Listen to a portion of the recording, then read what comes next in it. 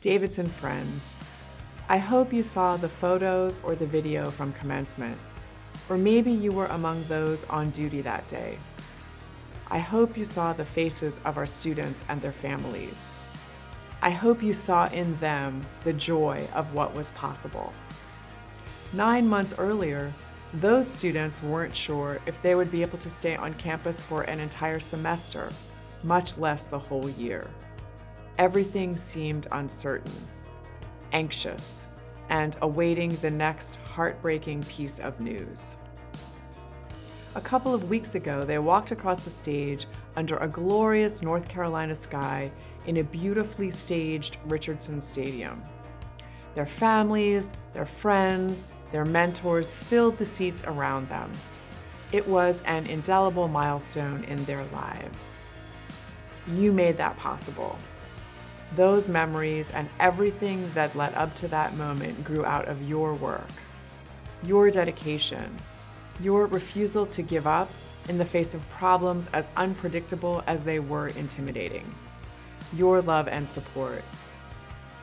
Honestly, the words thank you seem feeble after a year like this, but I want you to know that they were on the lips of everyone in that stadium. And I want you to hear them from me, to all of you. To Beth Adams, who stepped out of her role in career services to a completely new and unprecedented job of imagining and building and coordinating a testing process for campus. That testing program, more than 77,000 tests, became a pillar of what held Davidson up this past year. Sarah Buchanan enforced a host of new, uncomfortable rules and then handled stressed out students and their parents when the rules were broken. John Brunel, Associate Director of Counseling, spent many evenings and weekend days when he wasn't already on call, helping connect students to an off-campus treatment center which was operating under COVID restrictions. Our amazing faculty not only changed how they did everything, but figured out how to stay connected with our students in such stressful times and how to mentor them across video screens. Sharon Shipp managed building services, which meant creating new cleaning processes for every room you can think of and for isolation and quarantine. She also found time to help countless colleagues when they had trouble registering their COVID test kits or their HR paperwork. Shelley Rigger helped counsel and guide faculty through uncharted ways of teaching, offered invaluable advice to the COVID team, and provided a critical connection between that group and the faculty. Pinky Varghese had been managing our dining services only 7 months when COVID hit. He worked 7 days a week for months on end to figure out how to safely feed our students, including those in isolation and quarantine, and support his employees, some of whom also were in isolation and quarantine. Ann McCorvey and Laurie Gaston restructured budgets, helped us save money, and figured out how to pay for it all. Eileen Keeley and Brad Martin, who made it possible by talking to donors and parents to pay for it all. Beth Hayford was the boots on the ground who shepherded athletics through testing and every COVID case. Jess Olson and the special events team transformed into a production team for a steady stream of virtual events, video screen moments that were a lifeline of connectivity. Marietta Bailey, Stephanie Connor, and Brenda McCain suited up in full hazmat gear every day to clean occupied isolation spaces. Charles Atkinson and John Parsons became quasi-admission tour guides. Prospective students and their families seemed to always stop these two and ask questions. And the admission team pivoted and figured out ways to recruit students to a campus they could not really tour, and our applications spiked. Rick Leichman outlined 6-foot spacing in 80 classrooms and designed at least 10 possible versions of a socially distanced commencement. Robert Lutz and Kathy Karstens expanded and transformed student health and well-being into a COVID control center. I think they rarely slept all year. Todd Hager and our carpentry shop repurposed the tents for commencement stage and set it up on the old tennis court lawn for students to use outdoors during the spring semester. Jamie Moore and the grounds shop made campus even more inviting to be outdoors, precisely when we all needed to be.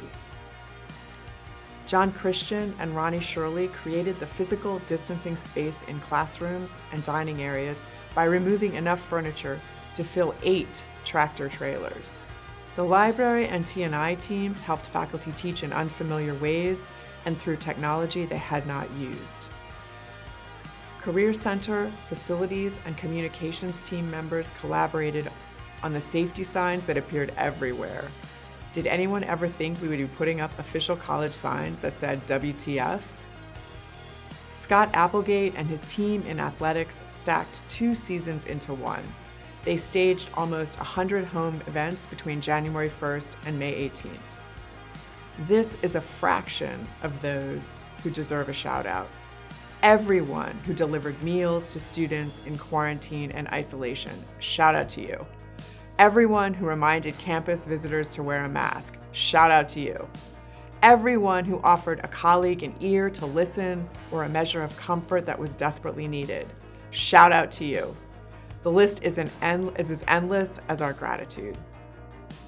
I hope this summer that you will, for the first time in a long time, get a break.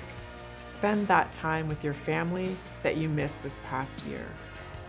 I encourage you also to join me in thanking our colleagues who have reached milestones of service to Davidson, those who are retiring, and the winners of our signature service awards. These points of recognition are one way we can honor years of unfailing devotion to our students and our mission. All of these amazing people are listed on the webpage linked in the email you received and where this message can be played. I also want to announce 2 steps that benefit all of our faculty and staff. First, we proposed and the Board of Trustees approved recognizing June 19th as an official college holiday. Juneteenth, sometimes called Freedom Day, marks the day in 1865 when enslaved persons were emancipated in Texas, the last state to see President Abraham Lincoln's proclamation enforced. It will serve as an opportunity to reflect upon the work we continue to do together at Davidson College to become a more open, more equitable, and more just community. Secondly, in gratitude and in honor of the work you did this year, your willingness to charge in any direction and scale any obstacle, your commitment to Davidson College, to our students, and to each other, we requested and the board approved a 2% bonus for all employees. And lastly, let's make a turn together. Instead of remembering a year like no other, today and in the days ahead, what we'll talk about, what our memory will be of colleagues and friends like no others. Thank you. Thank you all.